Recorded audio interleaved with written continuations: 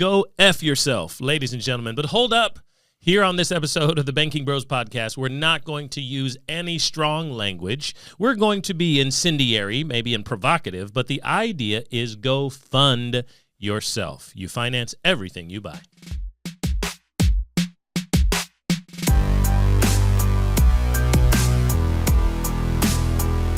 Welcome back to another great episode of the Banking Bros Podcast. Yep. I'm your host, Jay Du. And I'm Jonah. And we're talking about a recap conversation that we had very recently with a new idea. Well, it's actually a remix, a revisited idea, because a year ago, idea. Jonah, we had this crazy idea. Tell us about it. And we took it to Nashville, and I guess it's only been on the road, and now it's coming to a podcast. Yeah, we were asked to speak at an event last year in Nashville, and they wanted some new content, right? And so what we were able to do is use some of our talents to come up with this idea of using the F word, right? Using the F word. And so of course, that was fun and funny. You can, have some fun using the F word. But what we did is we translated that into the very famous Nelson Nash quote of "You finance everything you buy."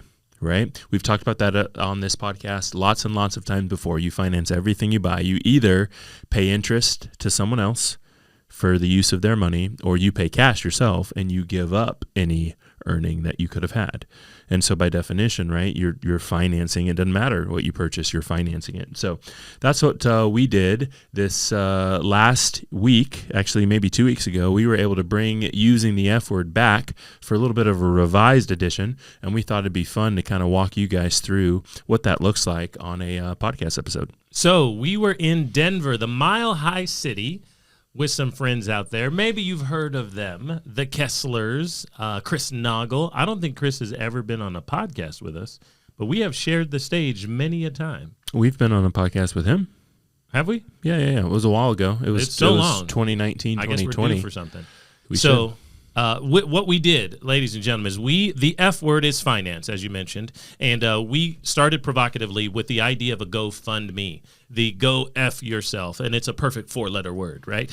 So the idea here was when I introduced this plan to people, this plan of where we were going to go with this conversation, I asked everybody out there, and you can ask yourself this at home or on the treadmill or in the car. Have you, if we look inside your bank account, have you over or underestimated how much money you are supposed to need for today, for this week, month, year, and lifetime? Most people have a few dollars in their bank account, but I would dare say all of us have underestimated the amount of money that it's going to take to get us to where we want to go. Yep. Financial freedom, or even on vacation. That may not be financial freedom. It just may mean to Six Flags every year. And the idea here is when we get to the end of life, that GoFundMe, unfortunately, is something we've all seen far too often when there are emergencies, sometimes unavoidable catastrophic issues, but people don't have enough. Yep. They're not able to fund their mostly emergencies in a GoFundMe, obviously, but they're not able to fund the things that they want, need, and use in life, so they end up doing what Jonah said, financing it through a third-party system. And, of course, the cost of financing through a third-party system, the cost of borrowing money is called interest. That's right. And over the course of your lifetime, you are paying way more loads of interest than you realize. Most people never talk about volume. They only talk about percentages and managing payments today or tomorrow. That's right. So we used this, had some fun with the photo here, right, and changed it from just Go F me to Go Fund Me, right? We just put the whole word there. And that's exactly what we were talking about, the fact that people so often underestimate the amount of money that they're actually going to need while people are alive and happy and healthy. And we make good money here in America, but we have such a big spending problem, and we have such a lack of preparedness problem, right? That this GoFundMe exists. Right. I mean, realistically, right? The whole point and purpose of this site is to donate to someone else who basically was not as prepared, or something happened to them and they weren't prepared for it, or whatever it might be. And so, it's a beautiful, obviously, it's a beautiful platform. Yeah, and you can use it for a lot of cool things. But we've all participated and given money to those who needed it, for sure. But we're trying to make sure that when we talk about financing things in your own life. And we're talking about the big basics. We brought that topic up last year and this year. We're talking about houses, cars. We're talking about education, business equipment, and opportunities there, and investments. Those are the 5 big basics. Most of the time, we're all involved at some level or on a major level in those 5 things. Like we do them multiple times throughout our lifetime. The problem is most of us are paying interest every time and boatloads of it when we get to those big basics. And we have an opportunity here to remind you that at the Cash Compound community, we have the save and spend system where we teach you how you can go fund yourself. That's it. You can be prepared for the major issues in life. Yeah, I think there's a page in Nelson's book, right, that talks all about the whole idea. The whole idea is to recapture the interest that one is paying to banks and finance companies for the major items that we need during a lifetime. So you just mentioned this, what we've called the big basics. It's automobiles, it's appliances, it's education, it's homes, it's investment opportunities, it's business equipment. And so many people out there give up so much money, like it is a significant amount of money that they give up financing these things because they do not do it themselves. They just always done it through third parties, banks or credit unions. And so what that means is they just end up giving up so much money throughout their life. We actually did a little math on that this last 2 weeks when we were able to present this in front of a room on like just cars. How much interest do you give up? How much money you give up just financing cars? If you really go throughout your whole lifetime, you basically finance all car purchases or major car purchases since becoming an adult. You've maybe got a spouse who has a car also. You've maybe got kids who grow up and get car. Like, how much money is it? And so that was really interesting too. We might I would love for you out there to do that homework and hit us up in the comments, DMs, or get a free cash consultation where we can talk about you taking over those payments and that interest that goes out. When Jonah mentions cars, over the course of the lifetime of a person, we determined that we looked it up or something. You said 10 cars? No, it's 13. Oh, it's 13 cars. Yeah, the average American goes through 13 cars in their lifetime. I think that's the number. 13 cars. So think about what number car you're on. And if you're anything like me, the first 4 cars lasted 6 months. Right. Yeah, right. Hopefully we get some better cars as we age, grow. But it makes sense, right? Because your first 4 do last 6 months. You're buying just what you can buy. They're inexpensive. They're cheap, whatever it is. And then what happens is as you get older, you start to get better vehicles. Right. You're like, oh, my goodness, I don't want to go through X anymore, so I'm going to pay a little bit more for the nicer one that lasts longer. And that's why like the first like 5 or 6 cars are like all before you're like 35 or something. Is it? And then, and then from 35 on, that it's makes like sense for me. another 6. Because by 35, I've got 2 kids or 3 kids maybe at that point. And the cars got nicer at that point, right? But some of those financing packages created interest payments to the bank, to the finance company for those autos. So think about that. So your challenge out there is think about the financing package you have on your car now. Most of us have those, okay? So be honest.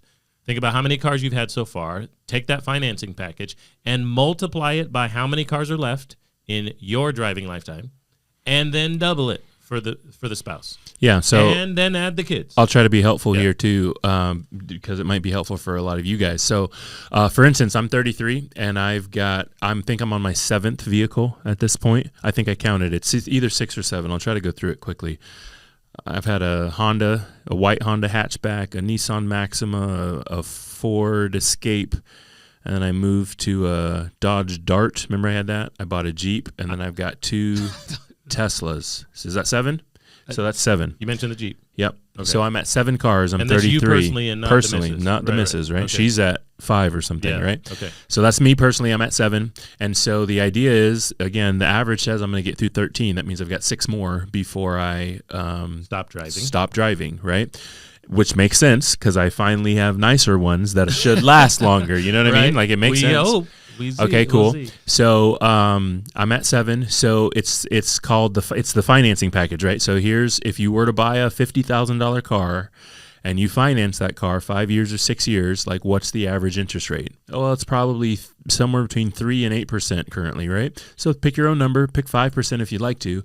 But the whole idea is, well, after 5 years or 6 years, how much interest do you give up? So, and a car like $50,000 car, generally speaking, you're going to give up maybe around 10 grand, 10 or 15 grand. So that's just not the cost, that's the interest. Just the interest, right? And then what you do, like Jeremiah said, is you double that for your spouse because they've got cars also. Right. So if you're at 10 grand, let's just use an easy number for math's sake. Sure. If you're at 10 grand of interest per vehicle and you're going to go through 13 vehicles in your life. And many of you, we get it. You got that first vehicle from mom and dad. Right, so right, you didn't have interest yourself, right? Mom and dad gave it to you for your 16th birthday, or you bought it from your cousin straight up cash. Yep. So we get that, but play along with us. Yeah. So then if I'm going to go through 13, that's $130,000 of interest that I'll give up in my life. I'll just give it over to the banks because I want the cars. Right. If my spouse is going to go through 13 also, well, that's $130,000 for her. Now we're at $260,000. $260,000 in interest. Interest cost, not cost for cars, just interest cost. I just keep saying, like I keep interrupting and saying, that's the interest, not the price. So then what's key about this is, do you have children? Are they going to get cars also? Does that make sense? Yeah. So now we're at, if you've got 2 kids, again, that's another 130, that's 390. And we know that the numbers fluctuate and go up. Many of you have these crazy trucks and you've got these Yukons out there, and there's they cost way more than 50 grand, right? Way more than 50 They cost bands, 6, 70, 80, 100 grand. Some of you Some of you have bad credit. Some you of have you 10% packages. Some of you like cars, packages. so they end up buying Cybertrucks, because they like cars, and then that's $100,000 car, So again, we're trying to round. So then let's say you've got 2 kids, a husband and wife and 2 kids. So we're at 390. Now we got to add another 130. What are we at? 520. So we're at $520,000 over a family, like a nuclear family, two parents, 2 kids. Over $500,000 given up. That means you have to earn it. You have to work for it. You went to work. You put in those hours. You got paid, and then you willingly gave it up. It's not for the car. It's just for the interest, right? And so, again, we can keep going. We will keep going as the episode continues. But if you start to think about those numbers, you start to realize, I don't want to do that. It's really wild. That's so interesting. That's just one area. So let's go to the other 4 areas of life that we need to fund. So we've got 5 areas of life we talk about every once in a while, and some of our friends in this same space help us understand that in those areas, there's 5 F's on that one as well. So the areas that we need to be funding, that's just cars. Think about that. Think about how much the third-party financing companies even make. But when we're talking about FU money, we're talking about funding all the areas of life with your own bank. So once again, this is fund you money, okay? All right, so calm down out there. 5 areas of life are your spiritual world, the faith aspect. And the example we always give, to be kind of cliche, is poor people can't put new wings on churches and send missionaries out into the field. Yep. Your family obviously needs money, and that's what we think about most often and talk about most often on this show. Your friends or the fun that you have, doing things with other people in the community, having cookouts, going to people's houses, giving them birthday presents, going to weddings, all the fun things and the friend thing, those need money. That's why we're always saying we underestimate this stuff. Your fitness, if you do not take your supplements now, what do they say? You ignore your health, don't worry, it'll go away. Yep. Right? So we're talking about staying healthy. All the things that you should do to stay healthy, mentally as well as physically. Take money. And it costs crazy amounts of money if you don't take care of those things in the long run. Yep. And then lastly, your financial life. We're talking about your occupation, funding your education, getting into work, or getting into business, right? So obviously the alliteration, you get the gist. So those areas, faith, family, friends, fitness, and finance, getting yourself whole in those areas and not paying third-party interest. Cars are a big deal. We all drive cars unless you live in the city. But it's tons of money going out the window. So much money. And it's depressing to even do those numbers. We did it in a room of probably 100 people in Denver, Colorado, and we picked one dude out. He told us about his car. Yep. He told us about his spouse. He told us about his kids, and we just started adding them up like crazy. The numbers were so astronomical based on 4 kids is what I think we talked about. Yeah, we were in the millions so fast. Yeah, it was so big. We were losing count on the calculator how much money is going to go to third-party banks over the course of 2 generations. And financing institutions. Plus her, plus kids, and lifetime. Yep. Big deal. Okay, so let's talk about this particular aspect that just reminds me of a story that I had this week talking to somebody, Jonah. Okay. I was doing a cash consultation. Reminder, those are a part of our process. If you want to learn how to do and focus on and get a plan, we call it the Save and Spend system. And I had a conversation with a guy this past week. He said, I want to get started with this idea. I want to use the product foundation for guaranteed lifetime income you guys are talking about. Here's my thought. I make money. Okay. He's not married, but he does have children, All 2 right. children. And I'm trying to make sure that I generalize out there. Hopefully you're listening, though. I make money. I have 2 children. I have some roommates right now. I'm doing tree work. Okay. All right, so it's one of those guys. He's a laborer, and he's out there hustling, and he's cutting down trees. He works for a very small company. Yep. And I'm putting some of my money into investments like Acorns or what's that other one? Acorn. Are you talking about the one that just like rounds up every time you make a purchase? Is that one? Robinhood. That's what I'm thinking. Okay. Robinhood, Yeah. like Acorns. Okay, yeah. Yep. Okay, so I'm putting some of my money inside Robinhood right now. I save it inside Robinhood, and, I'm playing around and I'm trying to learn some trading and things like that. We didn't get into the specifics, but I asked him, well, if we're going to start this process of making sure that you're funding yourself, starting your own bank, we need to make sure the savings portion of what you don't have to spend, taking care of your family and getting to work, the savings portion goes into this system. Yep. Okay, so I said, how much can you save? He said, well, a couple hundred or whatever he said. And I said, well, that's interesting. He said, you know what? I had a terrible year last year. Okay. Because I had some emergencies. And I had to defund, pull out my Robinhood stuff. Yep. And I said, he was like, that was a bummer and that was tough and it was several $1,000s. It's basically all the money I could have saved over the course of 2024. Now, here's what's interesting, Jonah. I had to congratulate him because he had been putting money somewhere and he had it when the emergency came. Here's what you need to remember out there, and I had a perspective change while hearing his story that maybe you've walked people through when you've had consultations. He was bummed that he had a tough year and that he had to spend the money. Sure. And I praised him because I said, here's the only challenge. You saved money. The challenge was you thought it was investment money. That was savings. That was your emergency. Yep. And since you didn't have one, that's what you used. Yep. So he was effing himself. He was underfunding himself because he in his brain had put that money in investments. And I said, bro, you got an education. That wasn't your investment money. That was your savings, and that was your emergency. Yep. You've got to make sure you have that maximized and efficient. Then you can put money in investments. You ain't got no wiggle room, my friend. You took your savings and you put it straight to investments. Right. And you probably don't want to do that because investments can go up, down, left, and right. And if that's your emergency fund, then you need to make sure it's all there. But yeah, I mean, I was chatting with somebody yesterday who just started their own business, just getting going. And actually, she mentioned to me that she just started a 401k, just started putting money in there. And I kind of asked her how much she knew about it. And she actually knew a lot. She was like I'm sorry. She's 32. The young lady just started her own business, started putting money in all this stuff, but she knew, and she was very clear with her words that she knew the 401k was an investment. Okay, good. I was like, you're killing half of America right now because people do not know that. And so what I asked her specifically is, well, where are you saving money? Are you saving anything? Because you understand investments, up, down, left, right, penalties, taxes, like you get that in a 401k. So where are you saving money, if anywhere? And she didn't have a spot. She was like, no, I earn it and it goes straight into, correct. You have to save it. And it's like revolving debts on my Netflix and my Starbucks and all that, or it's being invested in a party platform that I don't control. Right. So anyway, I thought that was again kind of congratulatory to her too on the call. Right. Like, I'm so thankful people don't know this, and now that you do know, let's talk about savings. Oh, I don't have one. Correct. How do you feel about that? Oh, I'm realizing that can come back and get me well, it badly. will, and that's what I was telling this guy as well, younger dude. But he was hustling and he was trying to learn, and he was on a call with me, so I had to give him props.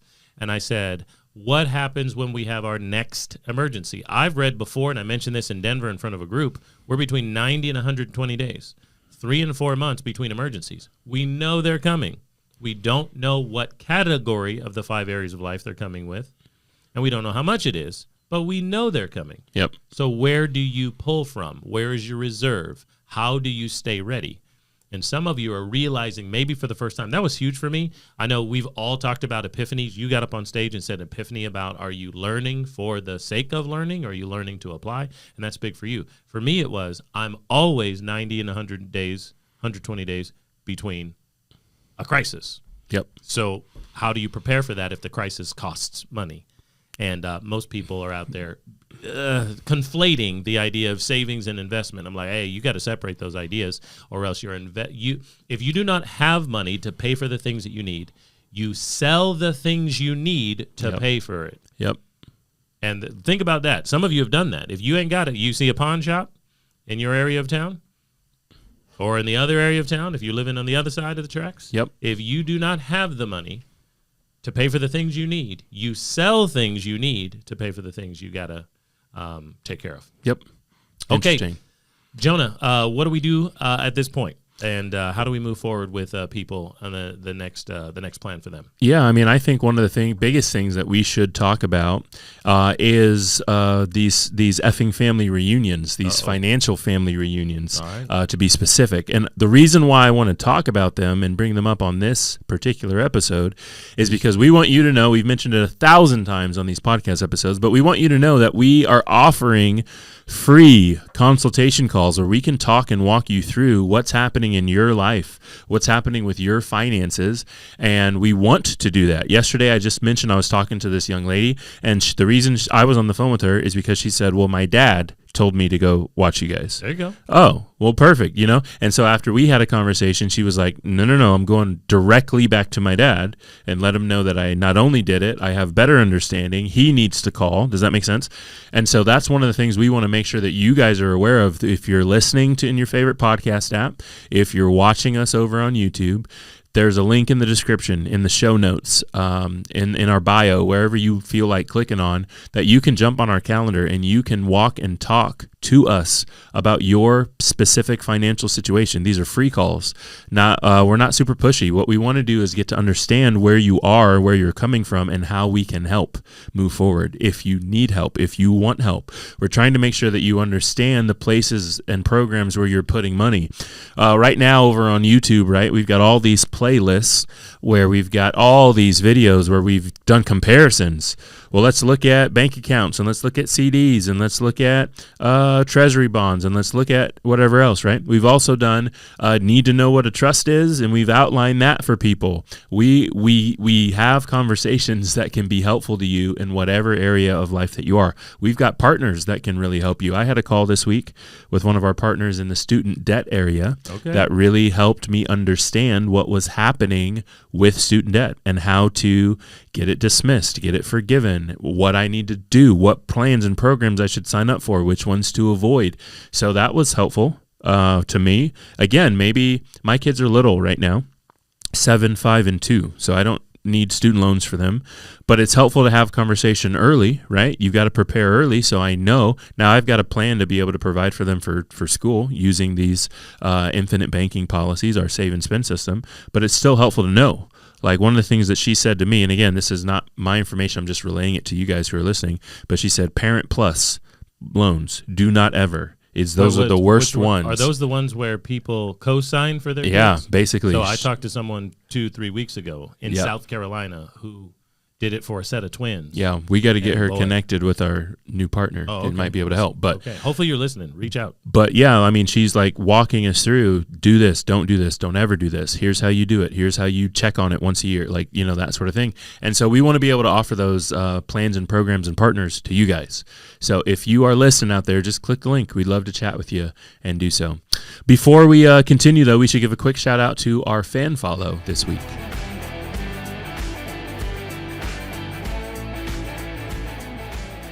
Colton Farnsworth, 4800 out there on YouTube. Thanks for subscribing to our channel at The Banking Bros, and we are glad you are here. Yep. If you have student debt, since we just were talking about it, or you have an effing problem, a financing problem, a financial problem, or funding your lifestyle problem out there, Colton, give us a shout, baby. We'd love to connect with you. If you're not already on our calendar, let's do it quick. And let's get into a conversation where you can save and spend money at the exact same time, moving your way to guaranteed income for your whole life. You are now tuned to the Banking Bros. Said we couldn't make it, drink or settle, this the life we chose. Gave a lot of game, we never got a lot of things. Bow your head and say the prayer, we taught you how to be the bank. If you've got an effing problem out there, it's time to get your family on board about financial funding to make sure that your future is secure when we talk about your health and wealth when it comes to money. We'll talk to you soon.